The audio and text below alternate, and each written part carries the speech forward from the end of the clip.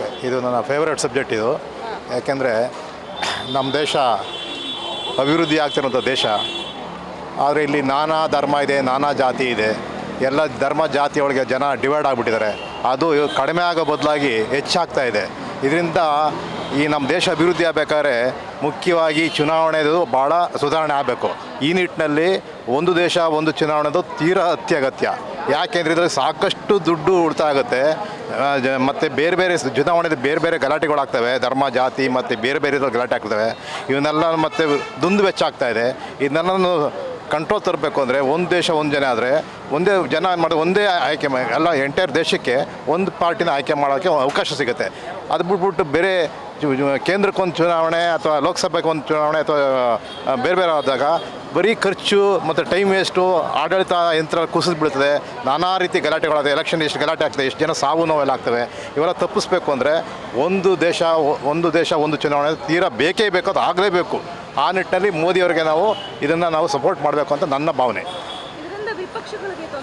ವಿಪಕ್ಷಕ್ಕೆ ಸಹ, ಯಾಕಂದರೆ ದೇಶದ ಮುಂದೆ ಯಾವ ಪಕ್ಷಗಳ ಪ್ರಶ್ನೆ ಬರೋದೇ ಇಲ್ಲ.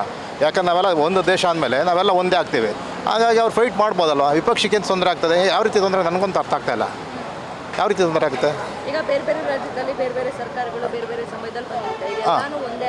ಅದನ್ನೇನು ಮಾಡಬೇಕು ಅಂದರೆ ನೆಕ್ಸ್ಟ್ ಎಲೆಕ್ಷನ್ ಟೈಮಲ್ಲಿ ಏನು ಲೋಕಸಭೆ ಅಂತಲ್ಲ, ಆ ಟೈಮಿಗೆ ನಾವು ಸ್ವಲ್ಪ ಮೊದಲೇ ಅನೌನ್ಸ್ ಮಾಡಬೇಕು. ಇಂಥ ಡೇಟಿಂದ ನಾವು ಈಗ ಒಂದು ದೇಶ ಒಂದು ಚುನಾವಣೆ ಮಾಡಬೇಕಂದ್ರೆ ನೀವು ಅದನ್ನ ರೆಸ್ಟ್ರಿಕ್ಟ್ ಮಾಡ್ಕೊಳ್ಳಿ, ಅದನ್ನ ಕಡಿಮೆ ಮಾಡಿ ಅಂತೇಳಿ ಇದು ಮಾಡ್ಕೋಬೇಕು. ಅವಾಗ ತಯಾರಿ ಮೆಂಟಲಿ ಅವ್ರು ಪ್ರಿಪೇರ್ ಆಗ್ತಾರೆ.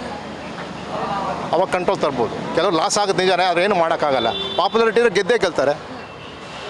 ಪಾಪ್ಯುಲಾರಿಟಿ ಇದ್ದರೆ ಒಳ್ಳೆ ಕೆಲಸ ಮಾಡಿದರೆ ಪಾಪ್ಯುಲಾರಿಟಿ ಇದ್ದರೆ ಗೆದ್ದೇ ಗೆಲ್ತಾರೆ. ಹಾಗಾಗಿ ವಿಪಕ್ಷಗಳಿಗೇನು ಸಮಸ್ಯೆ ಆಗಲ್ಲ. ಅದು ಅವ್ರ ಭಾವನೆ ಅಷ್ಟೇ. ಮೋದಿ ಮಾಡೋದೆಲ್ಲ ಸರಿ ಅಂತ ಹೇಳಲ್ಲ. ಯಾರು ಅದು ಯಾವಾಗಲೂ ವ್ಯಕ್ತಿ ಪೂಜೆ ಸಲ್ಲಿ ಅಲ್ಲ. ಯಾವ ವ್ಯಕ್ತಿನೂ ದೇವರಾಗಕ್ಕಾಗಲ್ಲ. ಹಾಗಾಗಿ ಎಲ್ಲರೂ ಲೋಪದೋಷ ಇದ್ದೇ ಇರ್ತದೆ. ಮೋದಿ ಆಗಿರಲಿ, ಯಾರೇ ಆಗಿರಲಿ. ನಾವು ಯಾಕಂದ್ರೆ ನನಗೆ 62 ವರ್ಷ, ನಾನು ಸುಮಾರು ಪ್ರೈಮ್ ಮಿನಿಸ್ಟರ್ಗಳನ್ನ ನೋಡಿದ್ದೀನಿ. ಎಲ್ಲರೂ ತಪ್ಪುಗಳು ಮಾಡ್ತಿಲ್ಲ ಮೇಡ. ಆದರೆ ನಮ್ಮಲ್ಲಿ ಏನಾಗಿದೆ ಅಂತಂದರೆ ಮೋದಿ ಬಂದಮೇಲೆ ಎಲ್ಲವೂ ಮೋದಿ ಅಂತ ತಪ್ಪದು.